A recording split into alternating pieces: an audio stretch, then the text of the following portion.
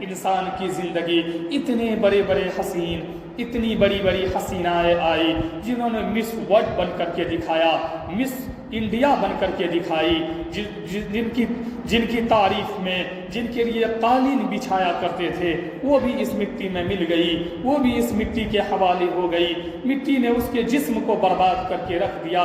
بڑے سے بڑا آدمی اس مٹی میں مل گیا جس کے نام لیوا ہم لوگ آج تک ہیں، بڑے سے بڑے اللہ والے جن کی کتابوں کو پڑھتے ہیں اسی مٹی میں مل گئے، اس مٹی نے اس کے جسم کو کھا کر کے ہضم کر لی۔ ایک دن انسان سب کو مر جانا ہے، اسی مٹی میں ہم سب کو جانا ہے، اسی مٹی کے حوالے ہم سب کو ہونا ہے، اسی مٹی میں ہم سب کو مل جانا ہے۔ ازل نے ہی چھوڑا نہ کسرا نہ دارا، اسی سے سکندر صفاتر بھی ہارا۔ ازل بولتے ہیں موت کو، ازل نے کسرا اور دارا، کسرا اس وقت کا سپر پاور کہا جاتا تھا، اس کا نام سن کر کے دنیا کانپ جایا کرتی تھی، اتنے بڑے طاقت کا مالک تھا، اتنا بڑا بادشاہ تھا، اتنا بڑا بادشاہ تھا کہ ایک ایک ہزار گھڑ سوار کے بیچ میں وہ جایا کرتا تھا۔ جب وہ نکلتا تھا تو راستے میں ایک بھی پرندے کو بھی آنے کی اجازت نہیں ہوتی تھی، اتنا مضبوط فوج کا مالک تھا، لیکن مر گیا، مٹ گیا۔ تھا اتنا بڑا دانش مند، اتنا بڑا عقل مند، اس کی عقل مندی پر لوگ فخر کیا کرتے تھے، کہا کرتے تھے کہ اس کے عقل مندی کے سامنے کوئی بھی آدمی ٹک نہیں سکتا، وہ بھی اس مٹی کے اندر مل گیا۔ ازل نے ہی چھوڑا نہ کسرا نہ دارا، اسی سے سکندر صفاتر بھی ہارا۔ ہر ایک لے کے کیا کیا نہ حسرت سے دھارا، پڑا رہ گیا سب یوں ہی ٹھاٹ سارا۔ انسان مکان بناتا ہے، بلڈنگ بناتا ہے، بڑے سے بڑے محل بناتا ہے، خوبصورت انداز میں اس کو سجاتا ہے، پینٹ کرتا ہے، اچھے سے اس گھر کو سجاتا ہے، سنوارتا ہے، لیکن اللہ کی قسم زندگی اس میں بیتتی نہیں، زندگی مکمل اس میں نہیں گزرتی۔ انسان کی زندگی ختم ہو جاتی ہے، انسان مر جاتا ہے، مٹ جاتا ہے، ہمیشہ زندگی بھر کے لیے وہ محل نصیب نہیں ہوتا۔ کتنے بڑے بڑے بادشاہ، بڑی بڑی قارون نمرود نے اپنا محل بنایا تھا، جنت بنایا تھا کہ میں جنت خود بناتا ہوں۔ اگر اللہ نے آسمان پر جنت بنایا ہے، میں دنیا میں جنت بناتا ہوں، لیکن ایک مچھروں سے اللہ تبارک و تعالیٰ نے ہلاک کر کے دکھا دیا، قادر میں ہوں، طاقتور میں ہوں، ہر چیز کا مالک میں ہوں۔ ان اللہ علی کل شیء قدیر، ہر چیز پر حکومت میری ہے، میں اگر کہہ دوں کن فیکون ہو جاتا ہے، میری اگر حکومت چلے سب کچھ میرے حکم سے ہے، بحر میرے حکم سے، سمندر میرے حکم سے، والبحر سمندر میرے حکم سے چلتا ہے، والجبال پہاڑ میرے حکم سے ہے، والسماء والطارق آسمان میرے حکم کا محتاج ہے، والنجوم ستارے میرے حکم کا محتاج ہے، چاند میرے حکم کے مطابق چلتا ہے، دنیا کا سارا نظام میرے حکم کے اندر ہے۔ والسماء ذات البروج والیوم الموعود وشاہد ومشہود، ہر چیز پر میری طاقت، ہر چیز پر میری قدرت، شجر اور حجر اس پر میری طاقت، انبیاء پر میری قدرت، انبیاء پر میری طاقت، دنیا کی ساری چیزوں پر میری حکومت، مجھ سے کوئی ہٹ نہیں سکتا، مجھ سے کوئی بچ نہیں سکتا، مجھ سے کوئی جا نہیں سکتا۔ فرعون میرے مقابلے میں آیا، برباد کر کے دکھا دیا، انا ربکم الاعلی کا دعویٰ کیا، مٹا کر کے دکھا دیا۔ نمرود میرے مقابلے میں آیا، معمولی جانور سے برباد کر کے دکھا دیا، ختم کر کے دکھا دیا۔ گویا انا ربکم الاعلی کا دعویٰ کرنے والا تھا، بس للہ الواحد القہار کا میں نے اعلان کر دیا۔ نمرود شداد میرے مقابلے میں آیا، مٹا کر کے دکھا دیا۔ قوم عاد قوم لوط میرے مقابلے میں آیا، مٹا کر کے دکھا دیا۔ قوم سمود جسے طاقتور گھمنڈ، طاقت پر بہت زیادہ تکبر اور گھمنڈی کیا کرتا تھا، اسے مٹا کر کے دکھا دیا۔ میری طاقت ہے، میری قدرت ہے، میری ہی سب جگہ سلطنت ہے۔ ازل نے ہی چھوڑا نہ کسرا نہ دارا، اسی سے سکندر اور فاتر بھی ہارا۔ ہر ایک لے کے کیا کیا نہ حسرت سے دھارا، پڑا رہ گیا سب یوں ہی ٹھاٹ سارا۔ یعنی دنیا میں انسان کیا کیا لے کر کے نہ جاتا ہے، دنیا کے اندر کیا کیا بنا کر کے جاتا ہے، لیکن ساری دولت یوں ہی رہ جاتی ہے، ساری دولت یوں ہی پری کی پری رہ جاتی ہے، ساری دولت یوں ہی رہ جاتی ہے۔ پھر اس کا وارث بیٹا بیٹی اس کا مالک ہوتا ہے، پھر بیٹا اور بیٹی جب اس دنیا سے چلا جائے، پوتا اور پوتی مالک ہوتا ہے، کوئی انسان بنانے کے بعد خود اس کا مالک نہیں ہوتا، خود اس کا مالک نہیں ہوتا۔ جگہ جی لگانے کی دنیا نہیں ہے، یہ عبرت کی جہاں ہے، تماشا نہیں ہے۔ یہاں جگہ جی لگانے کے لیے نہیں ہے۔ کبھی اگر کسی چیز میں کمی آ جائے گھروں میں تو اپنے شوہر سے شکایت نہ کرے، اچھے سے کہے میرے شوہر محترم یہ چیز کی کمی ہے آپ دے دو۔ کبھی کسی چیز کی کمی ہو جائے صبر کیجئے، یہ جگہ جی لگانے کی دنیا نہیں ہے، عبرت کی جا ہے، تماشا نہیں ہے، یہ دنیا ہے۔ اگر کوئی آدمی یہ سوچ لے کہ مجھے یہاں صرف عیش و عشرت ملنا چاہیے، کبھی نہیں ہوگا، کبھی نہیں۔ جب فرعون جیسے بادشاہ کو عیش و عشرت نہیں ملی، قارون جیسے دولت مند کو عیش و عشرت نہیں ملی، تو پھر کس کو ملنے والا ہے؟ جو قارون سب سے بڑا طاقتور تھا، سب سے بڑا دولت مند تھا، اتنی دولت تھی اس کے 70 اونٹ کے اوپر، اس کی صرف چابی جایا کرتی تھی اس کے خزانے کی، اسے دنیا میں جب عیش و عشرت نہیں ملی تو اور کس کو ملنے والی ہے؟ اس لیے گھروں کی تکلیف، گھروں کی پریشانی کو صبر کیجیے آپ، گھروں میں لڑائی جھگڑے مت کیجیے۔ شوہر بیوی میں جب جھگڑا ہو جائے اللہ تبارک و تعالی گھر سے برکت کو ختم کر دیتا ہے۔ شوہر بیوی میں جب انمن ہو جائے تو اللہ تبارک و تعالی گھر سے جو ہے برکت کو ختم کر دیتا ہے۔ آپ دیکھیے تو صحیح نبی کی زندگی، صحابہ کی زندگی کو، اگر شوہر اور بیوی میں جھگڑا ہو جائے تو کبھی آپ جو ہے یہ مت سمجھیے کہ شوہر جب تک ہم کو نہیں جو ہے منائیں گے، شوہر جب تک مجھے نہیں جو ہے ادھر سے اپنی طرف سے جب تک مجھ سے بات نہیں کریں گے میں بات نہیں کروں گی۔ بالکل ایسا مت سوچئے۔ اگر دو آدمی میں لڑائی ہو جائے اللہ کے نبی نے فرمایا سب سے پہلے بات کرنے والا جو آگے بڑھ کر کے صلح کر لے گا اس کے لیے ایک حج کے برابر ثواب ہے، اس کے لیے ثواب ہیں۔ اس چیز کو مت سمجھیے کہ وہی آ کر کے منائے۔ اللہ کے نبی کی زندگی کو دیکھیے، حضرت عائشہ صدیقہ رضی اللہ تعالیٰ عنہ جب پانی پیا کرتی تھی گلاس میں تو اللہ کے نبی پوچھتے تھے کس جگہ سے عائشہ تم نے پانی پیا، پھر وہ جگہ جب عائشہ بتاتی تھی اسی جگہ سے پھر اللہ کے نبی پانی پیا کرتے تھے۔ یہ میاں بیوی کے درمیان کی محبت تھی، یہ میاں بیوی کے درمیان کی الفت تھی۔ یہ صرف ایک زندگی نظام قائم کرنے کے لیے میاں بیوی نہیں ہے بلکہ جنت تک کے لیے ساتھی ہے۔ صرف زندگی قائم کرنے کے لیے میاں بیوی کا رشتہ نہیں ہوتا ہے بلکہ بہت ہی پاکیزہ رشتہ ہے یہ دونوں، پاکیزہ رشتہ ہے یہ دونوں۔ اللہ کے نبی نے یہ نہیں کہا کہ اگر مجھے حکم دینا ہوتا تو حکم دیتا کہ لڑکیاں عورتیں اپنے باپ کو سجدہ کرے، نہیں شوہر کو سجدہ کرے۔ اس سے پتہ چلتا ہے آپ کو والدین سے بھی زیادہ حق آپ کے اوپر اگر کسی کا شادی کے بعد ہوتا ہے تو وہ شوہر کا حق ہوتا ہے، شوہر کا حق ہوتا ہے۔ جگہ جی لگانے کی دنیا نہیں ہے، یہ عبرت کی جہاں ہے، تماشا نہیں ہے۔ ملے خاک میں اہل شاہ کیسے کیسے، مٹے نامیوں کے نشاں کیسے کیسے۔ آپ دیکھ لیجئے بڑے سے بڑے آدمی آئے، بڑے سے بڑے بادشاہ آئے، بڑے سے بڑی حسینائیں آئی، بڑے سے بڑے ایکٹرز آئے، بڑے سے بڑے اداکاری کرنے والی آئی، ہیروئن آئی، سب کے سب مرتے چلے گئی۔ جس کی خوبصورتی کو دیکھنے کے لیے لوگ لائن میں لگ جاتے تھے، جس کی خوبصورتی کو دیکھنے کے لیے جس کو دیکھنے کے لیے لوگ ترستے تھے وہ بھی اس مٹی میں مل گئی ہے، کوئی باقی نہیں رہنے والا ہے، سب کو مل جانا ہے۔ ملے خاک میں اہل شاہ کیسے کیسے، مٹے نامیوں کے نشاں کیسے کیسے، زمین کھا گئی آسماں کیسے کیسے۔ جگہ جی لگانے کی دنیا نہیں ہے، یہ عبرت کی جا ہے، تماشا نہیں ہے۔ ملے خاک میں اہل شاہ کیسے کیسے، تجھے پہلے بچپن نے برسوں کھلایا، جوانی نے پھر تجھ کو مجنوں بنایا، بڑھاپے نے پھر آ کے کیا کیا ستایا، زمین ازل تیرا کر دے گی ایک دن صفایا۔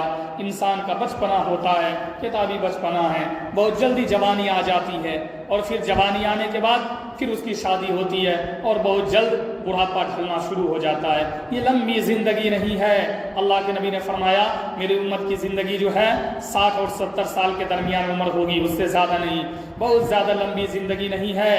اگر یاد رکھیے کوئی نوجوان لڑکی ہے اس کی جوانی بھی بہت کم دن رہنے والی ہے، اس لیے اپنی جوانی کو بالکل ضائع نہیں کرے، اپنی جوانی کو برباد نہ کرے، غلط راہ پر نہ لے جائے، غلط راستہ پر نہ لے جائے، اس کی قدر کرے، اللہ تبارک و تعالیٰ سے ڈرے، اللہ سے لو لگائے، اللہ سے ڈرے، ہر وقت بد نظری کا اگر خیال آئے اللہ سے ڈرے، اگر گناہ کا خیال آئے اللہ سے ڈرے، اس لیے کہ زندگی ختم ہو جانے والی ہے۔ آج جوانی ہے، خوبصورتی ہے، بہت جلدی جوانی ڈھل جاتی ہے، بڑھاپے کے آثار آنے لگتے ہیں، چہرہ جو ہے نرم پڑنا شروع ہو جاتا ہے۔ ہر ایک کے ساتھ یہی ہوتا، کل جو اداکاری کیا کرتی تھی، کل جو اداکاری کیا کرتی تھی، کل جو خوبصورت حسینہ تھی، کل جو ٹیلی ویژن پر آیا کرتی تھی، کل جو خوبصورتی سے اپنا جوہر دکھایا کرتی تھی، آج بوڑھی ہو گئی، آج اس کا جو ہے جسم ڈھیلا پڑ گیا، آج چہرہ نرم پڑ گیا۔ اسی طرح سب کی زندگی ہونے والا ہے، یہی دھن ہے تجھ کو رہوں سب سے اعلیٰ، وہ زینت نرالی ہو فیشن نرالا، جیا کرتے ہیں کیا یوں ہی مرنے والا، جگہ جی لگانے کی دنیا نہیں ہے، یہ عبرت کی جا ہے تماشا نہیں ہے۔ اگر گھروں میں کبھی شوہر اگر پیسہ نہیں ہے، غریب ہے، تو پھر اس پر عورتوں کو بھی چاہیے کہ وہ دوسروں کی دیکھ، آج کل عورتیں کیا کرتی ہے، شوہر کو تانا دیتی ہے کہ فلاں کی بیوی کو دیکھو کتنے مہنگے مہنگے کپڑے خریدتی ہے، مجھے ایک کپڑا تک پہننے کے لیے نہیں۔ آپ اپنے شوہر کی حیثیت کو دیکھیے، اس کے مطابق چلیے۔ شوہر اگر جس حساب سے کما رہے ہیں، جس اعتبار سے کما رہے ہیں، آپ اس اعتبار سے کپڑا پہنیے، آپ اس اعتبار سے کپڑے کا استعمال کیجیے۔ کیا ضرورت ہے مہنگا کپڑا پہننے کی؟ کیا ضرورت ہے جو ہے مہنگی سے مہنگی جو ہے گھڑی پہننے کی؟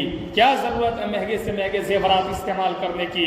اپنی اپنی حیثیت کے اعتبار سے استعمال کرے، اپنی اپنی حیثیت کے اعتبار سے چلے، اپنی اپنی حیثیت کے اعتبار سے وہ جو ہے زندگی گزارے، دیکھا دیکھی نہیں۔ اللہ کے نبی صلی اللہ علیہ وسلم نے فرمایا پیدل چلنے والے کو چاہیے، یہ اگر کوئی پیدل چلنے والے کو چاہیے کہ جس کو چلنے نہیں آ رہا ہے، پیر سے معذور ہے، اس کو دیکھے، وہ سائیکل پہ چڑھنے والے کو یعنی گھوڑ سوار کو نہ دیکھے۔ ابھی کے دور کے حساب سے اللہ کے نبی کے فرمان کا مفہوم جو ہے پیدل چلنے والے کو چاہیے کہ جو چل نہیں پا رہا ہے اس کو دیکھے اور اللہ کا شکر ادا کرے کہ اے میرے پروردگار تیرا شکر ہے کہ اس کو تو نے پاؤں نہیں دیا، پاؤں سے معذور کر دیا، لیکن تو نے مجھے پاؤں دیا ہے۔ اگر کوئی سائیکل پہ چل رہا ہے تو وہ پیدل والے کو دیکھے، اے اللہ تو نے مجھے سائیکل عطا کیا ہے، اس کو سائیکل بھی نہیں ہے۔ اگر کوئی موٹر سائیکل پر چل رہے ہیں، بائک پر چل رہے ہیں، تو وہ سائیکل والے کو دیکھے، اے اللہ تو نے مجھے بائک عطا کیا، تو نے مجھے موٹر سائیکل دیا ہے، اللہ تیرا شکر ہے، اس کو وہ سائیکل پہ چل رہا ہے۔ کوئی اگر فور ویلر پہ چل رہا ہے تو وہ موٹر سائیکل والے کو دیکھے، اے اللہ تو نے مجھے فور ویلر عطا کیا، وہ موٹر سائیکل پہ چل رہا ہے، مجھے فور ویلر تو نے عطا کیا ہے۔ کوئی اپنے سے اوپر کو نہ دیکھے۔ اگر آپ فور ویلر پہ چل رہے ہیں، ہوائی جہاز پر چلنے والے کو دیکھیے گا تو ناشکری پیدا ہوگی کہ اے اللہ تو نے اس کو تو ہوائی جہاز دے دیا، مجھے فور ویلر خالی دیا۔ اگر موٹر سائیکل پر چلنے والا یہ دیکھے کہ فور ویلر پر چلنے والے کو دیکھے، پھر ناشکری پیدا ہوگی کہ کتنا اچھا ہے وہ فور ویلر پر چل رہا ہے، مجھے موٹر سائیکل ہے۔ سائیکل پر چلنے والا اگر موٹر سائیکل والے کو دیکھے، ناشکری پیدا ہوگی کہ وہ موٹر سائیکل پر چل رہا ہے اور مجھے جو ہے سائیکل دیا ہے۔ تو نہیں، عورتوں کو بھی چاہیے کہ وہ اپنے گھروں میں اپنے سے اونچے کو نہ دیکھے، اپنے سے نیچے کو دیکھے، جو ان سے غریب ہے اس کو دیکھے، اللہ کا شکر پیدا ہوگا کہ اے اللہ تو نے مجھے یہ چیز عطا کیا، اس کو یہ چیز بھی عطا نہیں ہے۔ اے میرے پروردگار تو نے مجھے اس طریقے سے عزت کے ساتھ روزی دیا، عزت کے ساتھ کھانے کے لیے دیا۔ آپ یقین مانیے کوئی بھی شوہر،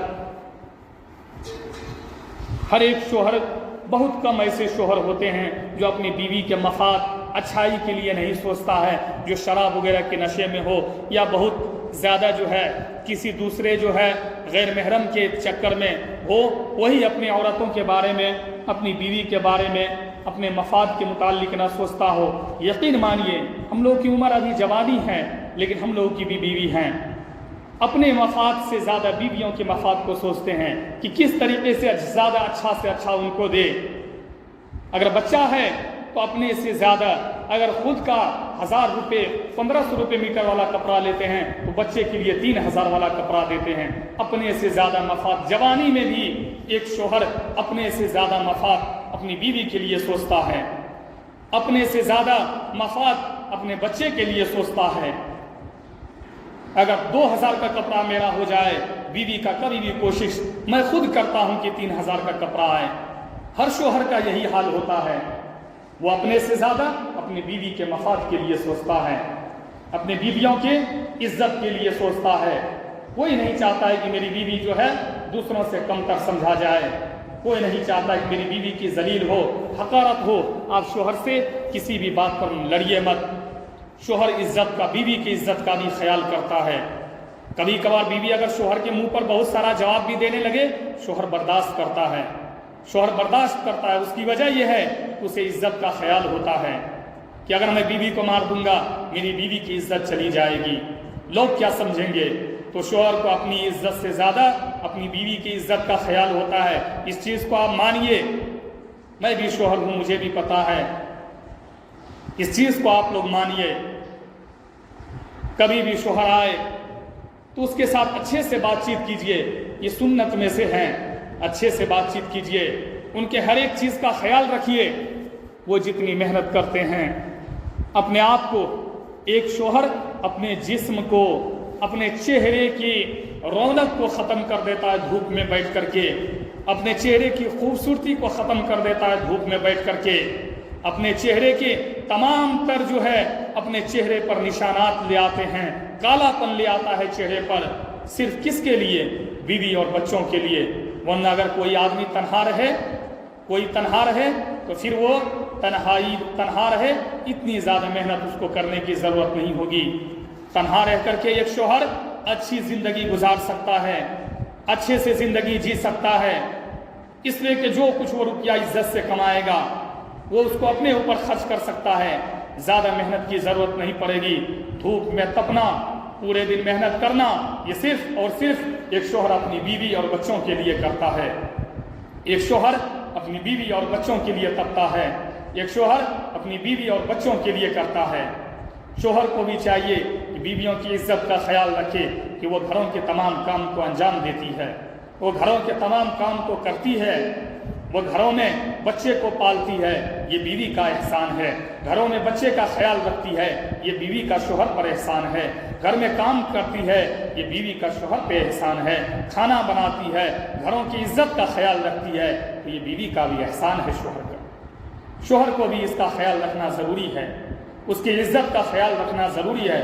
جب تک ایک دوسرے کو نہیں سمجھ پائیں گے، زندگی اچھے سے نہیں چلے گی، زندگی خوشحال نہیں گزرے گی، زندگی خوشی کے ساتھ نہیں گزرے گی۔